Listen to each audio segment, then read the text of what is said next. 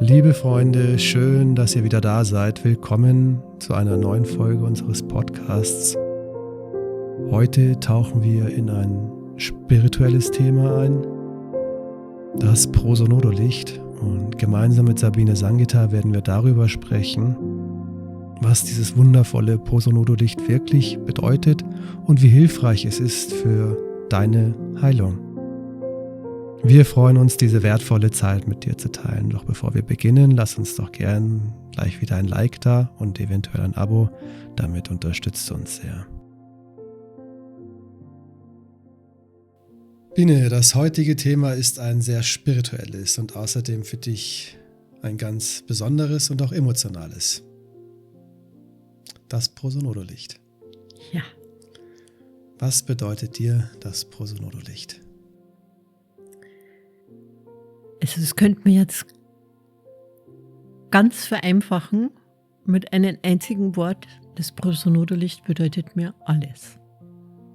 Das ist für mich die schönste Energie, die es gibt und die Energie, mit der ich am meisten wirke und arbeite und ich glaube auch die ausgedehnteste Energie in mir selbst. Mhm. Und wieso ist das die ausgedehnteste Energie in dir? Weil ich sie so sehr liebe. Also es vergeht kein Tag, an dem ich nicht mit dem Prosonodolicht wirke. Außerdem bin ich das Medium der Liebe. Also da trage ich deshalb schon auch sehr viel Prosonodolicht in mir. Aber das ist es vielleicht gar nicht so, sondern wirklich diese tiefe Liebe dazu. Okay, dann lass uns mal die Leute jetzt richtig abholen. Prosonodolicht. Was ist das Prosonodolicht überhaupt? Also grundsätzlich ist das Prosonodolicht eine Erlösungsenergie. Aber woher sie kommt, das ist halt das Interessante. Die ist nicht irgendwie einfach mal so überbracht worden, sondern in einer Zeit zu uns gebracht worden, wo alles so am Schwanken war, ob das überhaupt weitergeführt wird mit unserem Planeten.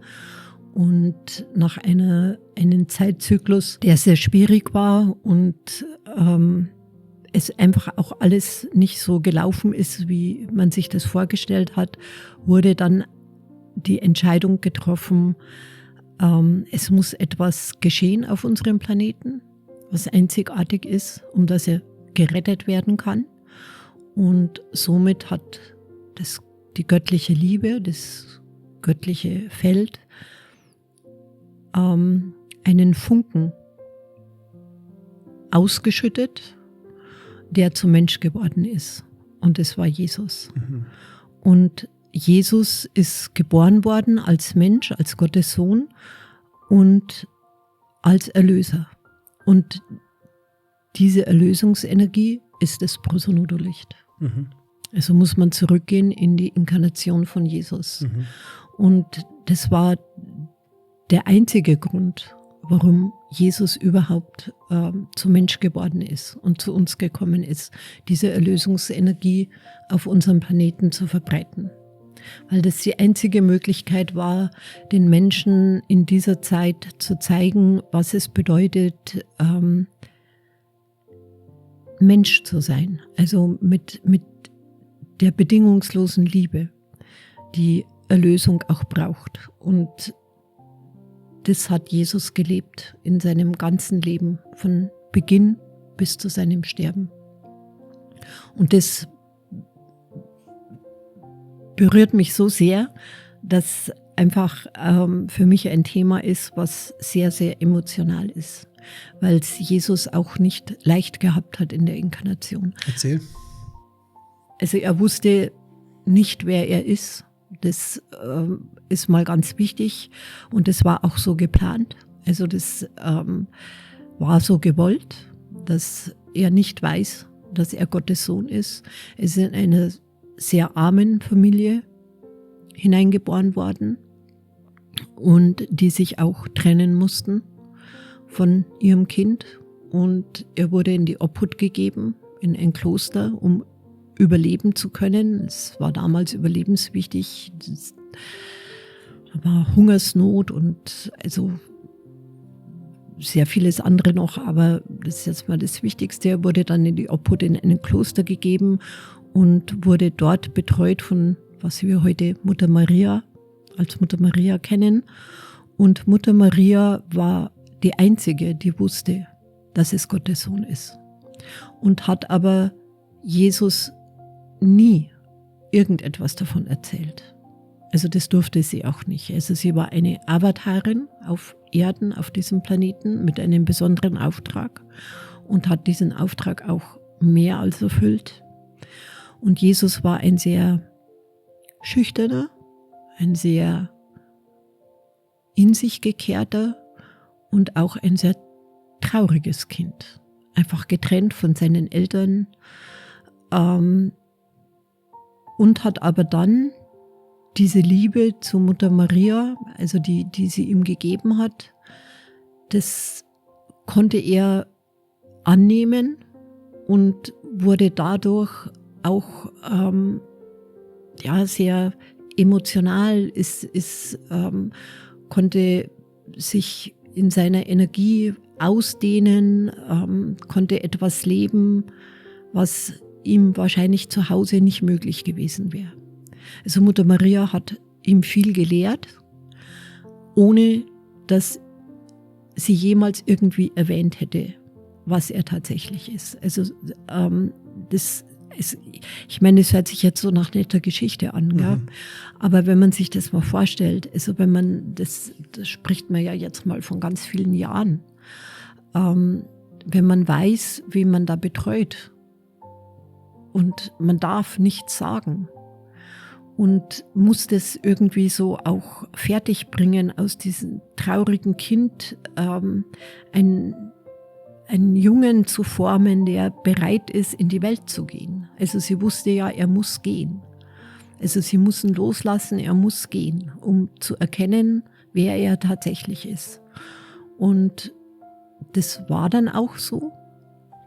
Also er ist dann gegangen und hat dann jemand getroffen, der für ihn sehr wichtig war, der ein weiterer Avatar eigentlich, also und so wie Mutter Maria auch. Wie Mutter Maria auch. Und dort hat er sozusagen eine Bewusstwerdung durchlaufen.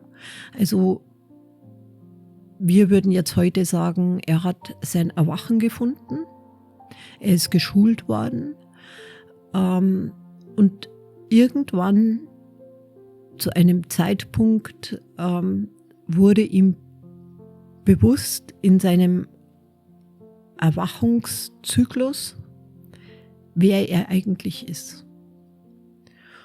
Und das war auch sehr bewegend. Das war in einer Grotte. Da war Johannes, also Sanat Kumara war da dabei und viele andere. Und in dem Augenblick, wo er wusste, wer er ist,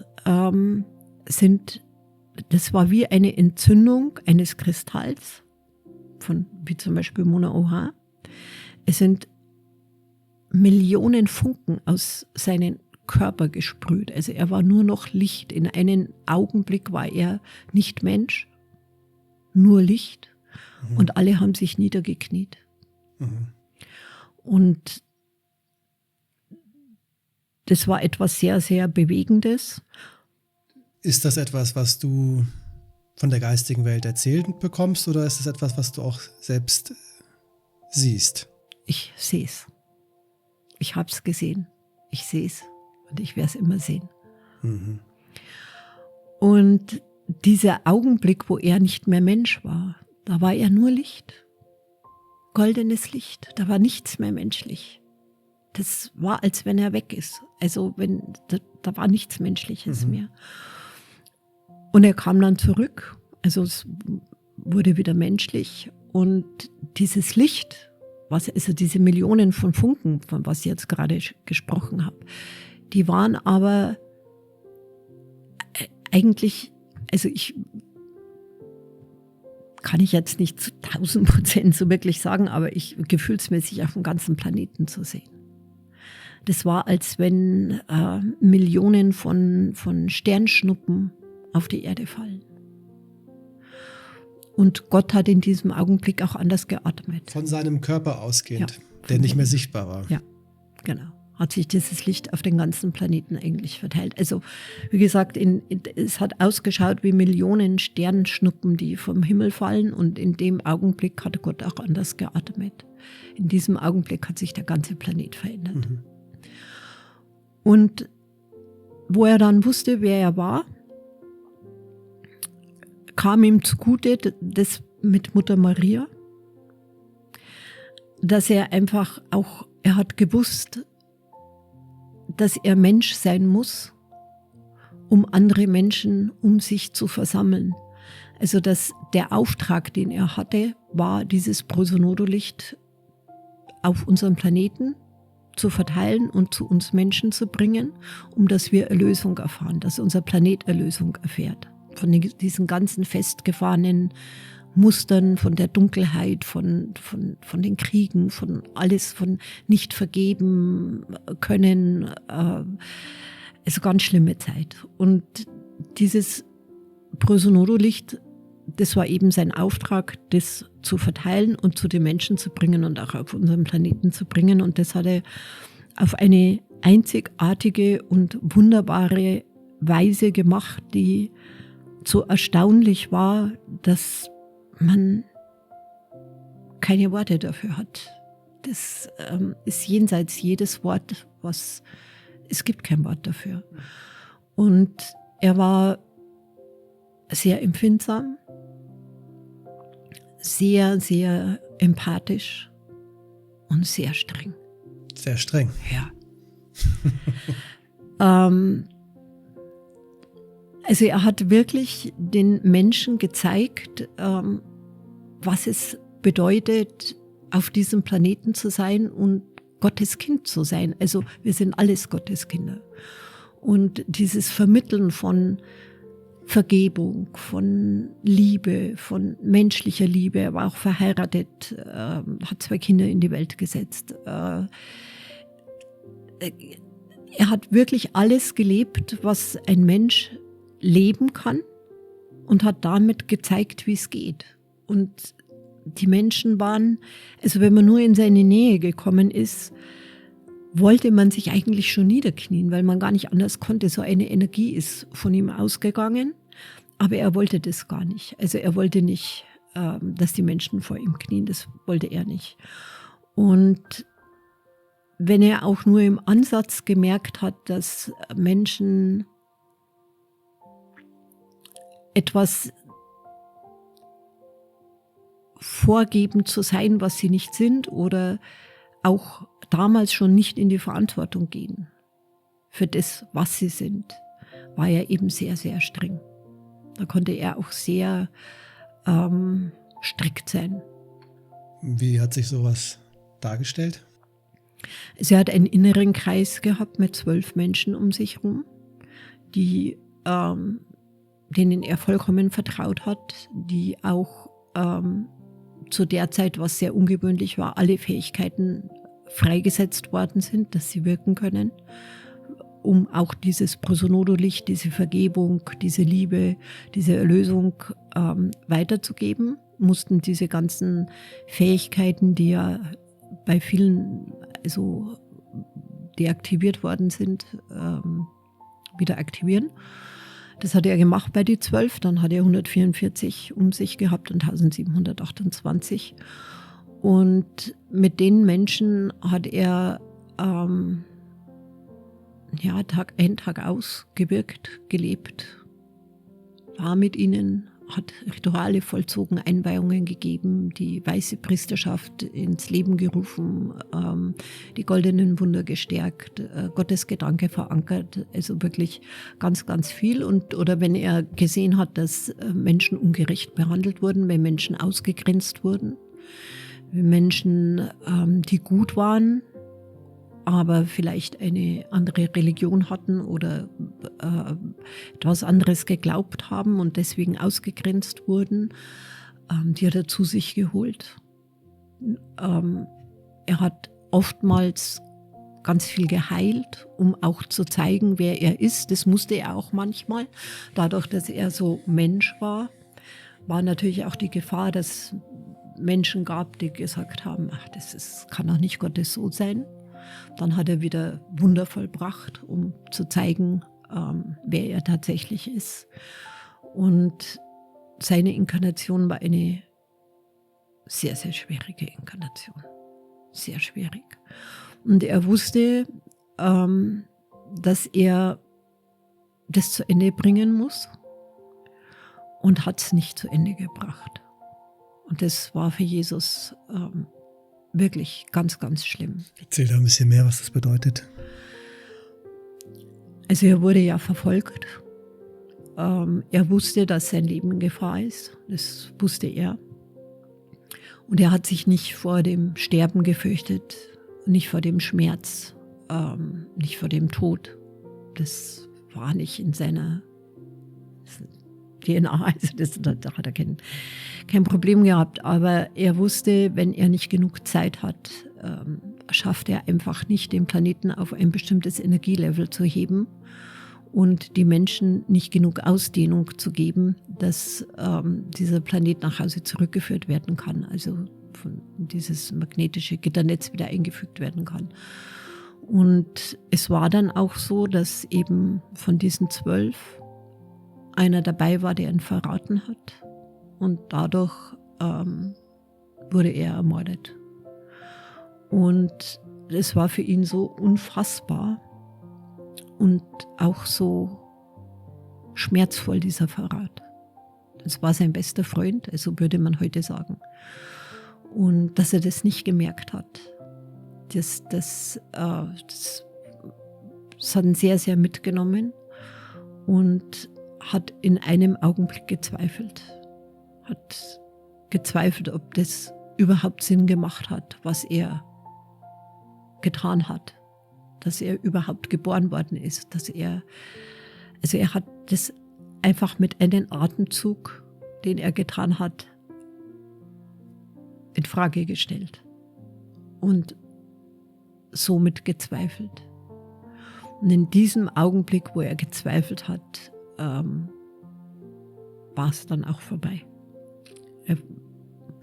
Leute kennen das ja, er wurde dann ermordet und wusste aber, dass er, um den Menschen zu zeigen, dass er Gottes Sohn wird, wieder zum Leben erweckt wird, für eine kurze Zeit. Und ja, den Rest wissen wir ja. Er ist dann zurückgegangen ins Universum und hat bis jetzt eben noch die Aufgabe, das Prosonodolicht zu uns zu bringen, die Liebe zu uns zu bringen, die Vergebung zu uns zu bringen, das 5. Element zu uns zu bringen, ist sehr verbunden mit allen Menschen. Und Jesus ist auch der am meisten spürbar ist. Von allen Wesen, die es im Universum gibt, ist Mutter Maria und Jesus. Und Sanat Kumara auch noch. Es sind eigentlich die 3, die am meisten spürbar sind in unserer Seele. Und wenn man sich mal vorstellt, also das ist was ich mir so oft vorstelle, wie viel Zeit schon vergangen ist und wie kurz Jesus gelebt hat, dass er doch noch in aller Munde ist, gell, dass er nicht vergessen wurde. Und das zeigt ja, was er in seinem Leben vollbracht hat. Und das sind eben diese Spuren der Liebe, die wir folgen. Es ist unser Weg. Unser Weg ist eben den Spuren von Jesus zu folgen. Und das berührt mich mehr als alles andere auf diesem Planeten. Das ist einfach etwas, was so tief in mir verankert ist. Und ich weiß noch genau, wo das Prosonodolicht das erste Mal zu uns gekommen ist. Also wo das so spürbar auch ausgesprochen wurde in diesen Tönen. Das Prosonodolicht wird über euch ausgeschüttet. Also diese Energie, was da in mir vorgegangen ist. Erzähl. Also zum einen war es natürlich so, dass es in mir etwas war, was freigesetzt wurde, wo ich dann einfach auch erstmal Tränen zurückhalten musste. Das war ja beim Seminar. Und ich natürlich jetzt nicht wollte, dass die Menschen meine Tränen sehen, ohne dass sie verstehen, was das jetzt eigentlich zu bedeuten hat. Und ich wusste in dem Augenblick, dass wir so viel geschafft haben. Also dass auch unser Leben nicht umsonst ist. Also dass es nicht so enden wird wie Jesus Leben. Also das war ja auch eine ganz lange Zeit nicht klar. Also es war nicht klar, dass wir in unserer Zeit jetzt das schaffen, dass unser Planet nach Hause zurückgeführt wird. Ich meine, das heißt immer, das wird die geistige Welt auch immer und immer wieder sagen. Da war immer das 2012 und weiß ja, Menschen wissen es auch. Aber Zeit spielt im Universum halt nun mal keine Rolle. Ja, es ist einfach, es spielt keine Rolle und ich glaube auch, sie wissen nicht, was sie tun, wenn sie Zeit benennen. Die geistige Welt. Die geistige Welt, ja. Sie wissen nicht, ist jetzt ein bisschen weg vom Thema, aber das gehört trotzdem dazu. Sie wissen einfach nicht, was sie da auch bei Menschen auslösen. Weil, naja klar, alle haben gewartet auf 2012. Jetzt haben wir 2025.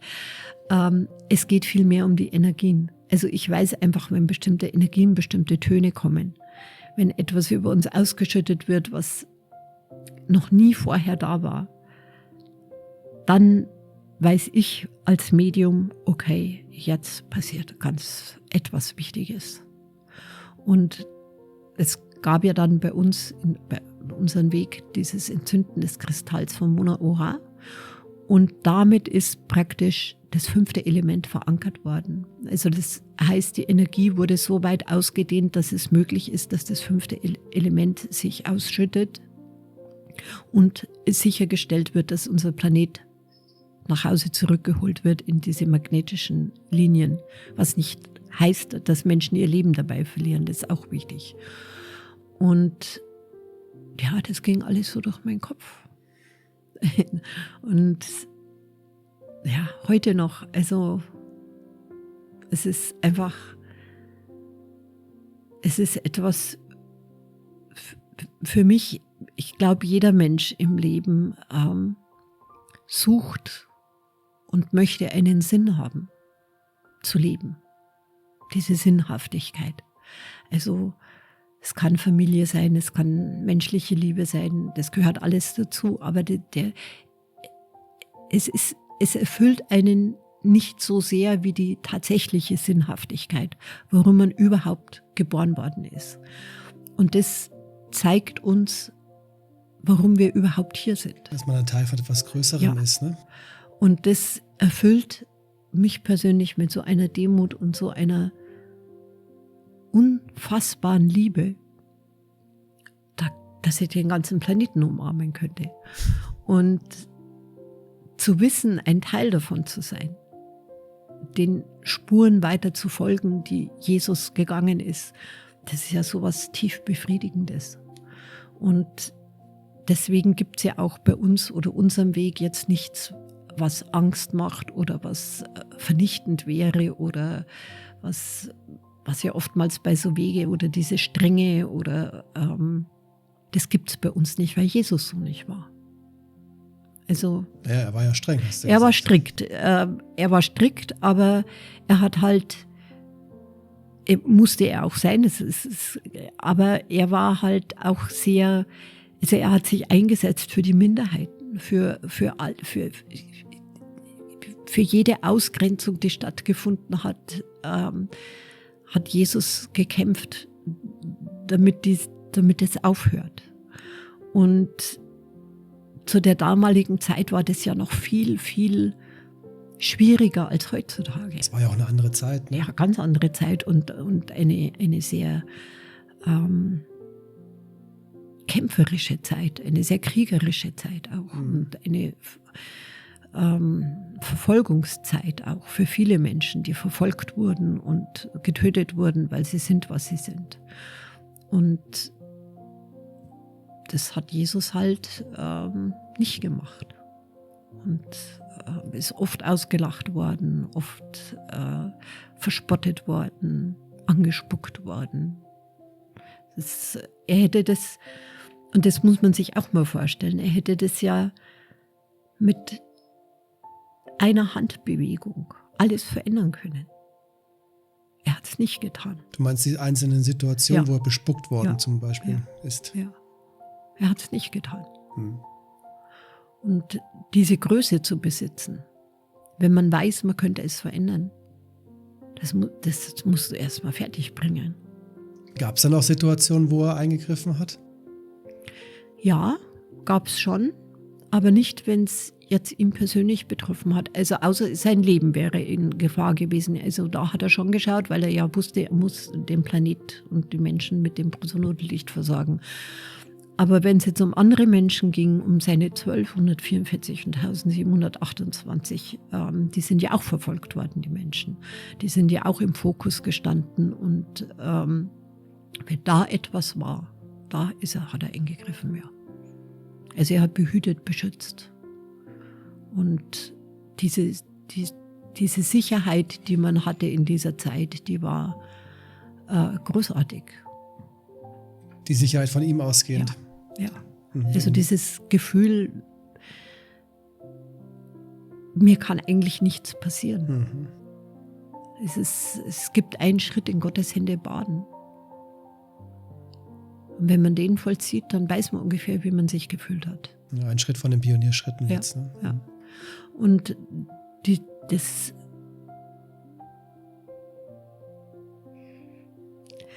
ist etwas sehr, sehr, etwas, was den Menschen auch jetzt im Alltag sehr helfen würde, weil wir leben ja auch in einer Zeit, die oftmals sehr ausgrenzend gegenüber anderen Menschen ist. Wir werden sehr bewertet. Es wird viel von uns verlangt. Ich meine, wir werden jetzt nicht verfolgt oder so, aber wir leben schon in einer Zeit, wo das Kollektiv, die Dualität sehr wirkt und unangenehm ist. Und zu wissen, dass es etwas Größeres gibt. Etwas, wo man sich wirklich sicher und geborgen fühlen kann. Es gibt doch nichts Schöneres, oder? Und das ist das Prosonodolicht. Das ist Jesus. Wie kann man sich denn am besten mit dem Prosonodolicht verbinden, jetzt für all jene, die vielleicht jetzt noch nicht so tief in der Spiritualität drin sind? Also wenn man Jesus um das Prosonodolicht bittet, dann wird man es auch bekommen. Und das Prosonodolicht ist eine sehr warme Energie. Also warm nicht nur im Sinne von Geborgenheit und tiefes Vertrauen und dass man sich gut und sicher und beschützt fühlt, sondern erzeugt auch im Körper eine warme Energie, ein warmes Gefühl. Ja, und dieses warme Gefühl, was im Körper da erzeugt wird, das ist was manche Menschen ein bisschen abschreckt. Weil das Prosonodolicht ist etwas sehr Körperliches auch. Also nicht nur etwas sehr Emotionales, sondern auch etwas sehr Körperliches. Und dann, Menschen sind ja dann oft schreckhaft und dann wird es ihnen vielleicht ein bisschen heiß oder sie fühlen ein Kribbeln und dann, was ist das und so. Und wenn man das aber einfach mal zulässt, dann ist es wie, als wenn man in einer warmen, weichen Decke eingewickelt wird. Also etwas sehr, sehr Schönes. Ich kann Menschen nur empfehlen, sich jeden Abend mit dem Prosonodolicht zu verbinden. Jesus wirkt ja immer noch aus der Wirklichkeit für den Planeten. Wie kann man sich denn sowas vorstellen? Also unser Universum ist ja unterteilt in verschiedenen Bereichen und Frequenzen. Und die Christusenergie, also dort, wo Jesus verweilt, also jetzt nicht als Person, das muss man auch wissen, ja, das ist also ein Energiefeld mit Licht, mit sehr viel Licht und diese Lichter können auch Gestalt annehmen, das können sie schon. Aber jetzt, das würde jetzt zu weit führen. Aber was sehr interessant ist, dass unser Universum ist ja ein sehr lebendiges, ein sehr lautes Universum eigentlich. Also da passiert sehr viel, weil es sehr jung ist, sehr viele Frequenzen, sehr viele Wesen, sehr viele Lichter, sehr viele Planeten, sehr viel Unterschiedlichkeit, sehr viel Töne, sehr viel Farben, ganz viel Schwingungen. Also wirklich ein junges, lautes, vielfältiges und tolles Universum. Und wenn Jesus wirkt, wird das ganze Universum still. Es ist wirklich unglaublich, es wird still, weil alle Wesen im Universum, alle, wirklich alle, wollen Jesus Energie haben, wenn er wirkt. Und es ist immer wieder erstaunlich, dass alles ruhig wird in diesem Universum. Also du hast das schon beobachtet? Ja, ich channel ja Jesus sehr oft und weiß das natürlich und ich sehe es auch. Und also man muss sich ja einfach mal vorstellen, da gibt es die göttliche Quelle. Die göttliche Quelle, egal wie man sie jetzt benennt, ob Gott oder, ist eigentlich egal. Ja, es gibt diese göttliche Quelle, das ist die höchste Art und Form der Liebe der Universen. Und dort zirkuliert nur Liebe, an die niemand hinkommt, weil das ein in sich geschlossenes System ist, was zwar Energie ausschüttet, in Form, was wir Gottes Atem nennen, in einer bestimmten Zirkulation wird Gottes Atem ins Universum getragen und so entsteht Leben und so weiter und so fort. Aber an sich ist die göttliche Quelle etwas, wo keiner hinkommt. Das ist einfach, also wenn man da mal hinkommt, dann wenn alle Planeten, wenn Gott einatmet. Und das Einzige, was es tatsächlich wirklich gibt von dieser göttlichen Quelle, was herausgeboren wurde, ist dieser Funke, dieses Licht, diese Energie Jesus. Und dessen ist sich das ganze Universum bewusst. Und genauso wie wir Menschen, wir sind ja auch Lichtwesen, wir haben einen Körper, wir leben in einer Dualität auf einem Planeten, aber es gibt unzählige Planeten im Universum. Und alle Lichtwesen möchten mit dieser Energie in Berührung kommen. Deswegen werden sie still. Und lauschen. Und lauschen, ja, und nehmen diese Energie auf und sammeln die auch. Also besonders die Sternensaat sammelt dann die Energie und daraus entstehen die Töne der Sternensaat. Die sind geprägt von Jesus auch. Und natürlich auch noch andere Sachen, jetzt mit dem ionischen Licht und da gibt es ganz vieles, was die Töne der Sternensaat prägt, aber unter anderem auch erstmal diese Töne von Jesus auch. Das ist etwas sehr Schönes, also wenn in einem Tagessatz kommt, die Töne der Sternensaat, das ist eigentlich immer etwas ganz Besonderes. Das ist auch nicht so oft. Und Intensives. Sehr intensiv, etwas sehr, sehr Schönes.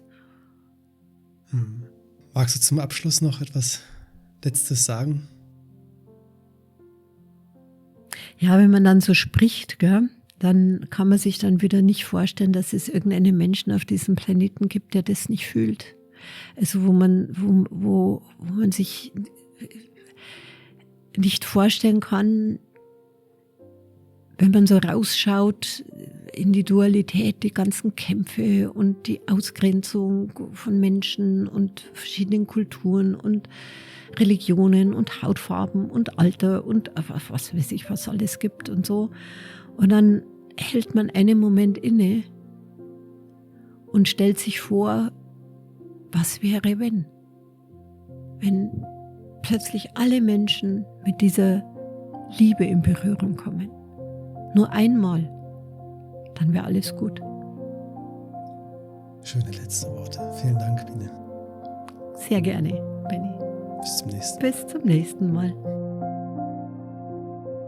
Ja, ihr Lieben, das war's für heute schon wieder. Falls noch nicht geschehen, hast du jetzt nochmal die Möglichkeit, dein Like und dein Abo dazulassen. Oder vielleicht fällt dir sogar noch jemand ein, den dieses Thema genauso brennend interessiert wie dich. Dann teile es doch. Und möchtest du noch mehr zu diesem Thema erfahren, dann wirst du in Sangetas Büchern sicherlich fündig. Den Link dazu findest du in der Info. Ich wünsche dir eine licht- und wundervolle Zeit, dein Benjamin Samuel.